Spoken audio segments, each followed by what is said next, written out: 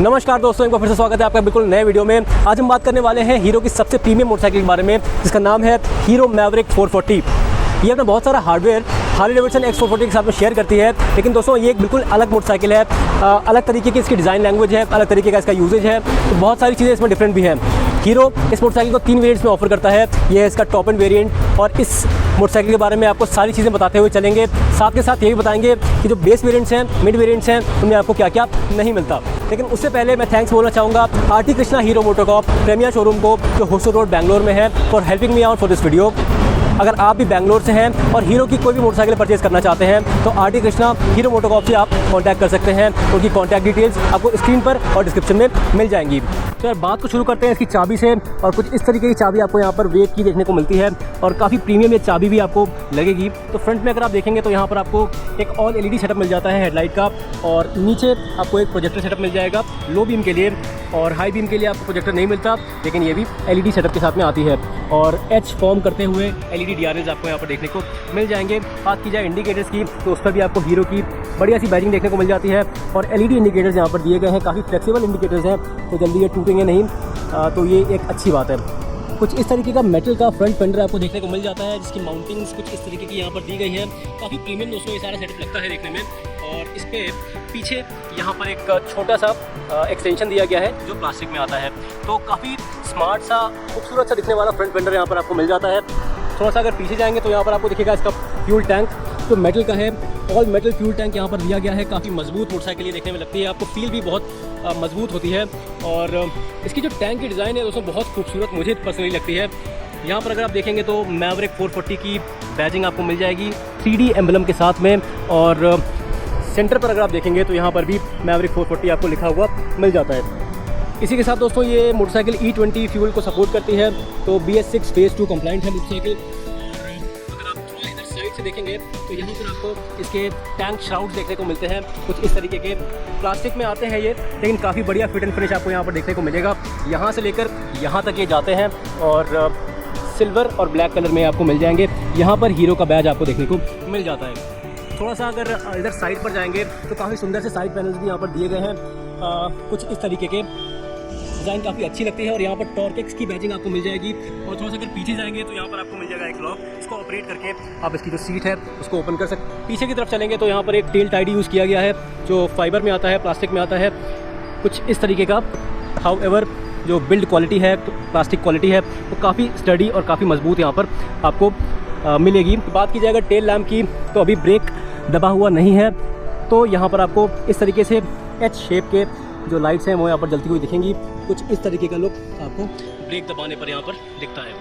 अब दोस्तों थोड़ा सा इस तरफ चलेंगे तो यहाँ पर आप इसका एग्जॉस्ट मफलर देख सकते हैं, तो काफ़ी डिस्टिंक्टिव सी डिज़ाइन यहाँ पर दी गई है एग्जॉस्ट मफलर की। काफ़ी चौड़ा, काफ़ी मोटा सा मफलर आपको देखने को मिलता है, कुछ इस तरीके से यहाँ से ये आता है, और यहाँ पर आप देखेंगे कुछ इस तरीके का शेप ये फॉर्म करता है, तो काफ़ी बोल्ड सा एक लुक की मोटरसाइकिल आपको देती है। तो इस मोटरसाइकिल को भी वही 440 सीसी का इंजन पावर देता है जो हार्ले डेविडसन X440 को देता है, और ये एक लॉन्ग स्ट्रोक इंजन है। थोड़ा सा डिफरेंस आपको यहाँ पर देखने को मिलेगा टॉर्क के फिगर्स में। ये जो इंजन है 27 bhp की पीक पावर प्रोड्यूस करता है 6000 RPM पर, और 36 न्यूटन मीटर्स का पीक पावर प्रोड्यूस करता है 4000 RPM पर। तो काफ़ी जल्दी, यानी 4000 RPM पर ही इसका जो पीक टॉर्क है वो प्रोड्यूस हो जाता है। तो लो एंड में आपको बड़ा अच्छा टॉर्क देखने को मिलता है। तो अगर आप इसको पहाड़ों पर चलाएंगे या इवन सिटी ट्रैफिक में चलाएंगे तो काफ़ी बढ़िया परफॉर्म ये करेगी। आपको कहीं से भी स्टॉलिंग की दिक्कत या फिर लो एंड में जो टॉर्क की कोई इशू आपको देखने को नहीं मिलेगा। काफ़ी अच्छा ये परफॉर्म करती है। हाउएवर जो हार्ले है उस पर आपको 38 न्यूटन मीटर्स का पीक टॉर्क देखने को मिलता है, और यहाँ पर 36 न्यूटन मीटर्स का पीक टॉर्क देखने को मिलता है। सिर्फ इतना ही बदलाव यहाँ पर किया गया है इंजन के पॉइंट ऑफ व्यू से। यहाँ पर भी आपको एक एयर ऑयल कूल्ड इंजन देखने को मिलता है, जिसका रेडिएटर आप यहाँ पर देख सकते हैं कुछ इस तरीके से, और रेडिएटर पर फैक्ट्री फिटेड यहाँ पर एक जाली सी आती है, ताकि रेडिएटर को कोई नुकसान पत्थरों से या कंकड़ों से ना हो, जो भी गाड़ी चलाते वक्त आपको मिलते हैं देखने को। और यहाँ पर एक बढ़िया सा काफ़ी स्टडी सा कवर भी लगाया गया है, ताकि किसी भी फॉल के समय भी ये सेफ रहे आपका रेडिएटर। तो ये हुई इसकी इंजन की बेसिक बातें। इसके बाद दोस्तों अगर इसके इंजन हेड की बात की जाए तो जो हेड है उसमें आपको 2 वाल्व्स मिलते हैं, और सिंगल ओवरहेड कैमशाफ्ट वाला सेटअप यहाँ पर आपको देखने को मिलेगा। बात की जाए गियर्स की तो ये मोटरसाइकिल 6 स्पीड गियर बॉक्स के साथ मेटेड है, और कुछ इस तरीके का गियर लीवर आपको यहाँ पर देखने को मिल जाएगा।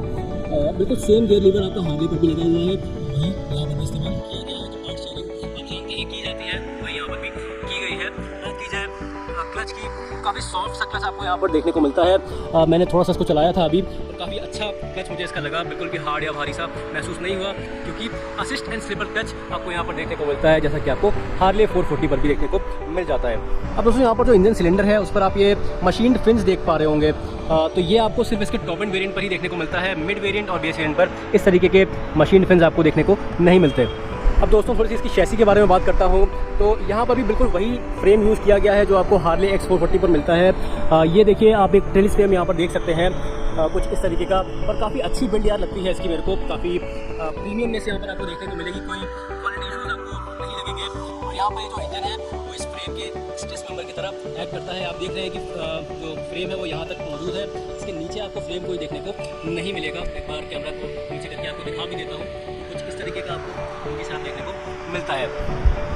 इस मोटरसाइकिल के जो स्पोक व्हील्स वाला जो वेरिएंट है उसका वेट लगभग 191 केजीज़ के आसपास है, और ये जो अलॉय व्हील्स वाला वेरिएंट है इसका वेट लगभग 187 केजीज़ के आसपास आपको देखने को मिलेगा। इसी के साथ मैं आपको इसकी स्विंग आर्म में दिखा देता हूँ। एक ठीक ठाक लंबी स्विंग आर्म आपको देखने को मिलती है यहाँ पर।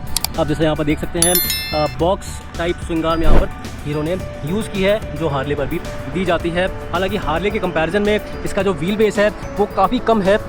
दोस्तों हार्ले का जो व्हील बेस है वो 1418 मिलीमीटर का आपको देखने को मिलेगा, पर यहाँ पर 1388 मिलीमीटर का व्हील बेस यहाँ पर यूज़ किया गया है। तो हार्ले के कंपैरिजन में एक काफ़ी कॉम्पैक्ट मोटरसाइकिल बनके ये सामने आती है, वो एक प्रॉपर क्रूजर टाइप की मोटरसाइकिल आपको देखने को लगेगी। और यहाँ पर मोटरसाइकिल को थोड़ा सा स्पोर्टी लुक आपको जरूर फील देती है। तो मुझे पर्सनली ऐसा लगता है कि इस मोटरसाइकिल को शहर में चलाना, सिटी ट्रैफिक में चलाना ज़्यादा आसान होगा, और थोड़ी ज़्यादा फ्लिकेबल मोटरसाइकिल बनके सामने आपके आने वाली है। अब दोस्तों उसके सस्पेंशन में भी आपको थोड़ा सा बदलाव देखने को मिलेगा, फ्रंट में और रियर में दोनों जगह पर। फ्रंट में यहाँ पर 43 मिलीमीटर डाया वाले टेलीस्कोपिक सस्पेंशन का इस्तेमाल किया गया है। वहीं जो हार्ले है उस पर आपको एक अपसाइड डाउन सस्पेंशन का सेटअप देखने को मिलता है KYB की तरफ से। तो उस सेंस में यहाँ पर ज़रूर एक थोड़ा सा डाउनग्रेड किया गया है। हाउएवर मुझे पर्सनली ऐसा लगता है कि इस प्राइस पॉइंट पे जो मोटरसाइकिल्स हैं उन पे UHG सस्पेंशन इनको देना चाहिए था, लेकिन फिर भी ये भी जो सेटअप है काफ़ी अच्छा लगता है देखने में, क्योंकि काफ़ी चौड़े सस्पेंशन दिए गए हैं, तो देखने में मोटरसाइकिल अच्छी लगती है काफ़ी। यहाँ पर दोनों तरफ आपको इस तरीके के रिफ्लेक्टर्स देखने को मिल जाएंगे। रियर की बात की जाए तो हार्ले पर आपको रियर में गैस फिल्ड ट्विन सस्पेंशन देखने को मिलते हैं। हाउएवर यहाँ पर गैस फिल्ड सस्पेंशन का इस्तेमाल नहीं किया गया है, यहाँ पर आपको नॉर्मल सस्पेंशन रियर में देखने को मिलते हैं, ट्विन सस्पेंशन। और इनका भी जो प्रीलोड है वो आप एडजस्ट कर सकते हैं, 7 स्टेप एडजस्टेबल प्रीलोड है इसका। यहाँ पर आप देख सकते हैं कि जो ग्रूव्स है वो दिए गए हैं सस्पेंशन को सेट करने के लिए, एडजस्ट करने के लिए। तो वो एक बात हो गई। अब दोस्तों बात की जाए इसके टायर्स की, तो टायर्स के बारे में भी बदलाव किया गया है। हार्ले पर आपको फ्रंट में 18 इंच का और रियर में 17 इंच का एक व्हील देखने को मिलता है, पर यहाँ पर दोनों ही व्हील्स 17 इंच के दिए गए हैं। और इसी के साथ इसके टॉप एंड वेरिएंट और मिड वेरिएंट पर ही आपको अलॉय व्हील्स देखने को मिलेंगे। जो बेस वेरिएंट है उस पर आपको स्पोक व्हील्स ही मिल पाते हैं। अगर टॉप एंड वेरिएंट की एक और बात बताऊं तो यहाँ पर आपको डायमंड कट अलॉय व्हील्स देखने को मिल पाएंगे, जैसा कि आप यहाँ देख सकते हैं। ये आपको मिड वेरिएंट पर नहीं मिलने वाले। टायर प्रोफाइल्स की बात करूँ तो उनमें भी यहाँ पर डिफरेंस है। इस मोटरसाइकिल पर आपको हार्ले के कंपैरिजन में चौड़े टायर देखने को मिलते हैं। अगर फ्रंट की बात की जाए तो यहाँ पर आपको 110/70 सेक्शन का एक टायर देखने को मिलता है। यहाँ पर आप देख पा रहे होंगे 17 इंच का MRF का टायर यहाँ पर यूज़ किया गया है। और अगर बात की जाए रियर की, 150/60 सेक्शन का एक टायर यहाँ पर यूज़ किया गया है।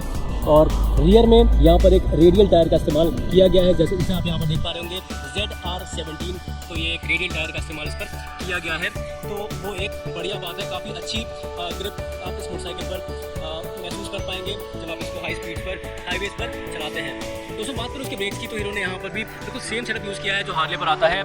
डुअल चैनल ABS आपको एज स्टैंडर्ड यहाँ पर मिलेगा सारे वेरिएंट्स पर। यहाँ पर आप देख सकते हैं बैजिंग दी गई है। और फ्रंट में 320 मिलीमीटर का एक बड़ा डिस्क ब्रेक यहाँ पर दिया गया है, जैसा कि आप देख सकते हैं। ब्रेक्स आपको मिलेंगे बाइब्रेक की तरफ से, जो कैलिपर्स हैं। और बात करें रियर ब्रेक्स की, तो यहाँ पर भी बाइब्रेक के कैलिपर्स यूज़ किए गए हैं। यहाँ पर आप उनका लोगो देख सकते हैं। और जो डिस्क ब्रेक है उसका साइज़ 240 मिलीमीटर का है। तो अच्छे ब्रेक का सेटअप यहाँ पर आपको मिल जाता है। जो ब्रेक्स की बाइट है वो भी काफ़ी अच्छी है, और ब्रेक के पॉइंट ऑफ व्यू से आपको परेशान होने की ज़रूरत बिल्कुल भी नहीं पड़ेगी। अब थोड़ा सा मैं आपको इसकी सीट भी दिखाना चाहता हूँ। सीट भी काफ़ी प्रीमियम लगती है दोस्तों इसकी। डुअल टोन फिनिश में ये सीट दी गई है। फ्रंट में आपको ब्राउन या बेज कलर देखने को मिलता है, और रियर सेक्शन जो है वो ब्लैक कलर का है। हाउएवर इसकी जो सीट है वो मुझे ऐसा लगता है कि थोड़ी पिलियन के लिए उतनी कंफर्टेबल शायद ना हो, क्योंकि ये इधर से थोड़ी सी पतली हो जाती है, जो हार्ले पर थोड़ी सी ज़्यादा बेटर मुझे लगी थी। जो राइडर है, राइडर के लिए यहाँ पर आपको कोई दिक्कत महसूस नहीं होगी। काफ़ी अच्छी और काफ़ी बड़ी एक सीट आपको देखने को मिल जाती है। जो कुशनिंग है सीट की वो भी काफ़ी अच्छी यहाँ पर इस्तेमाल करी है हीरो ने। अगर सीट हाइट की बात करूँ तो यहाँ पर आपको 803 मिलीमीटर की सीट हाइट देखने को मिलती है, वहीं हार्ले पर 805 मिलीमीटर की सीट हाइट आपको मिल जाती है। तो लगभग बिल्कुल सेम सीट हाइट के साथ आती है और काफ़ी एक्सेसिबल इसकी सीट आपको लगेगी। जब आप इसमें बैठेंगे लगभग हर तरह के राइडर जो है इसको आराम से एक्सेस कर सकते हैं। इसी के साथ दोस्तों इसका जो ग्राउंड क्लियरेंस है वो भी हार्ले से ज़्यादा है। तो अगर आप नीचे से इसको देखेंगे तो कुछ इस तरीके का दिखाई देता है। जो इंजन का जो एग्जॉस्ट पाइप है वो नीचे से होकर जाता है और 175 मिलीमीटर का ग्राउंड क्लियरेंस आपको यहाँ पर देखने को मिल जाएगा। वहीं जो हार्ले है उस पर ग्राउंड क्लियरेंस 170 मिलीमीटर का दिया गया है। अब मैं थोड़ा सा इसके फ्रंट की तरफ चलूँगा जहाँ मैं आपको दिखाऊंगा इसका हैंडल बार, स्विच गियर और ये सारी चीज़ें। तो हैंडल बार अगर आप फ्रंट से देखेंगे तो यहाँ से आपको लग जाएगा कि काफ़ी चौड़ा हैंडल बार इस पर इस्तेमाल किया गया है, जैसा कि हार्ले पर भी आता है। और यहाँ पर हैंडल बार राइजर्स लगे हुए हैं, आप देख पा रहे होंगे, और उसके ऊपर ये हैंडल बार माउंट किया गया है। काफ़ी अच्छा और मोटा स्टडी क्वालिटी का हैंडल बार यहाँ पर यूज़ किया है हीरो ने। स्विच गियर की बात करूँ तो वो भी काफ़ी ठीक ठाक क्वालिटी का स्विच गियर आपको यहाँ पर मिलता है। जो पास का स्विच है वो आपको यहाँ पर मिल जाता है और ये वाला जो सेक्शन है यहाँ पर खाली रखा गया है। इस पर आपको हीरो का एक बैज मिल जाएगा। हार्ले पर इसी जगह पर आपको स्विच गियर मिलता है इंस्ट्रूमेंट कंसोल को ऑपरेट करने के लिए। ये इंडिकेटर का स्विच है और ये है आपका हॉर्न। और अगर राइट साइड में जाएं तो राइट साइड में आपको इंजन किल स्विच, कम स्टार्टर बटन मिल जाएगा। इसी से आप इंजन को ऑफ या ऑन कर सकते हैं और उसके बाद मोटरसाइकिल को स्टार्ट भी यहाँ से आप कर सकते हैं। यहाँ पर आपको मिल जाएगा हैजार्ड लैम्प का स्विच और ये है SOS की बटन जो आपको हार्ले पर भी मिलती है। तो अगर आप किसी इमरजेंसी सिचुएशन में फंस जाते हैं तो इस SOS का उपयोग करके आप अपने कुछ नोन लोगों को इन्फॉर्म कर सकते हैं अगर आपका मोबाइल का इंस्ट्रूमेंट कंसोल आपके मोबाइल से कनेक्ट हो रखा है। इसी के साथ दोस्तों यहाँ पर आपको एक मिल जाता है USB चार्जिंग सॉकेट। ये फास्ट चार्जर आपको यहाँ पर लगा हुआ मिल जाता है। ये टाइप चार्जिंग पोर्ट यहाँ पर दिया गया है। इसी के साथ अगर बात की जाए इसके इंस्ट्रूमेंट कंसोल की तो यहाँ पर हीरो ने ज़रूर कटौती करी है। हार्ले पर आपको एक 3.5 इंच का कलर TFT इंस्ट्रूमेंट कंसोल देखने को मिलता है।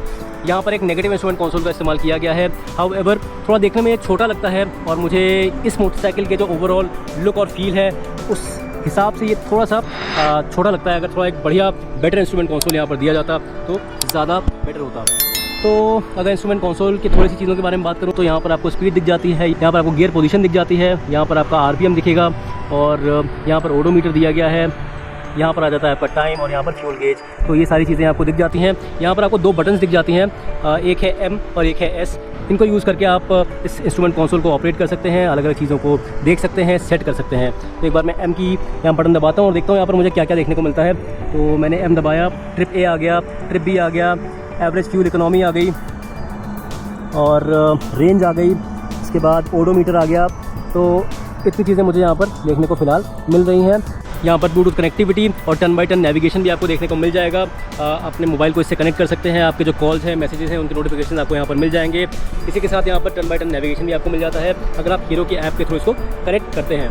तो ये सारी चीज़ें दोस्तों यहाँ पर दी गई हैं। इसके अलावा जो भी बेसिक टेल लैम्प्स होते हैं जैसे इंडिकेटर का हो गया और साइड स्टैंड इंडिकेटर हो गया, न्यूट्रल हो गया, हाई बीम हो गया और लो ऑयल वार्निंग हो गई, ABS वार्निंग हो गई, इंजन मैल फंक्शन लैम्प हो गया और लो फ्यूल वार्निंग हो गई। तो ये सारी चीज़ें आपको यहाँ पर मिल जाती हैं। तो बेसिक आपको सारी चीज़ें मिल जाएंगी। टर्न बाई टर्न नेविगेशन भी मिल जाएगा। तो उस लिहाज से ये मतलब ठीक है। बट अगर मुझे पूछा जाए तो इस मोटरसाइकिल के जो ओवरऑल लुक्स हैं, ओवरऑल जो फील है, उसके हिसाब से मुझे इसका इंस्ट्रूमेंट कंसोल थोड़ा छोटा ज़रूर लगा। अगर इसके रियर व्यू मिरर्स की बात करूं तो हार्ले की तरह वही वाले रियर व्यू मिरर्स ऐसा लगता है यहाँ भी यूज़ किए गए हैं। और ये मिरर्स मुझे पर्टिकुलरली ऐसा लगता है कि थोड़े वाइड होने चाहिए थे, थोड़े छोटे ये देखने में लगते हैं। अगर सामने से दिखाने की कोशिश करूँ तो कुछ इस तरीके के ये दिखाई देते हैं और यहाँ पर आपको हीरो का लोगो दिख जाएगा। तो कुछ इस तरीके का ये सारा सेटअप आपको देखने को मिलता है। मोटरसाइकिल हाउएवर दोस्तों बहुत ही ज़्यादा सुंदर लगती है और जब आप इस पर बैठते हैं तो काफ़ी कमांडिंग सा राइडिंग पोजीशन ये आपको देती है। अब दोस्तों थोड़ा सा आपको मैं इसके टैंक के बारे में बताता हूँ कि टैंक में आप कितना फ्यूल कैरी कर सकते हैं और लगभग कितना माइलेज और रेंज आप इससे एक्सपेक्ट कर पाएंगे। तो यहाँ पर यार आप 13.5 लीटर का जो फ्यूल टैंक आपको यहाँ पर मिल जाता है और 13.5 लीटर फ्यूल आप इसमें कैरी कर पाएंगे। इसमें लगभग 2-2.5 लीटर आपका जो रिजर्व का फ्यूल होता होगा वो आता होगा और ये मोटरसाइकिल लगभग आपको 30 से 35 किलोमीटर पर लीटर का जो माइलेज है वो आपको डिलीवर कर सकती है। और अगर उस हिसाब से कैलकुलेट किया जाए तो 400 से 450 किलोमीटर की रेंज ही आपको एक फुल टैंक पर देने में सक्षम हो सकती है। मुझे लगता है कि इस कैपेसिटी की मोटरसाइकिल के लिए ये एक ठीक ठाक माइलेज है और ये एक ठीक ठाक रेंज भी है। इस रेंज के साथ आप इस मोटरसाइकिल को ईजिली टूर पर ले जा सकते हैं, टूरिंग आप कर सकते हैं। और यार जो पूरी ओवरऑल राइडिंग पोजीशन है वो भी मुझे टूरिंग के लिहाज से काफ़ी यार बढ़िया लगी, तो उसमें भी कोई प्रॉब्लम यहाँ पर है नहीं। अब यार टूरिंग की बात कर रहा हूँ तो थोड़ा सा आपको बता देता हूँ कि यहाँ पर एक कुछ इस तरीके का ग्रैब हैंडल आपको देखने को मिल जाता है। सिंगल ग्रैब हैंडल है, हालांकि इसकी जो डिज़ाइन है वो मुझे काफ़ी पसंद आई। और यहाँ पर आप देख पा रहे हैं कुछ इस तरीके की चीज़ें दी गई हैं, तो इनका यूज़ करके आप इस पर पिलियन बैकरेस्ट भी इंस्टॉल करवा सकते हैं, जो आपको हीरो की तरफ से ही ऑफर किया जाता है। तो इस मोटरसाइकिल के लिए जो टूरिंग एक्सेसरीज हैं वो भी हीरो ने ऑफर करी है, जिनमें कुछ लगेज एक्सेसरीज भी दी गई है, बैकरेस्ट आपको मिल जाता है और आगे लगाने के लिए आपको फॉग लैंप भी हीरो ऑफर करता है।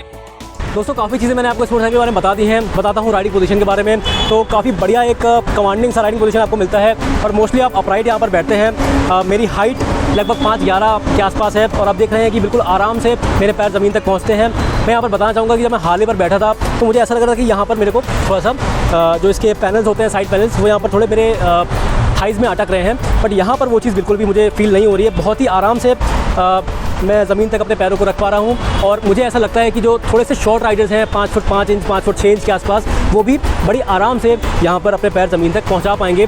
अगर बात करूँ राइडर फुटपैक्स के बारे में तो कुछ इस तरीके का राइडिंग ट्रायंगल यहाँ पर बनता है और थोड़े से कहा जाएगा कि रियर सेट ही हैं, पर ऐसा नहीं है कि बिल्कुल काफ़ी ज़्यादा रियर सेट हो।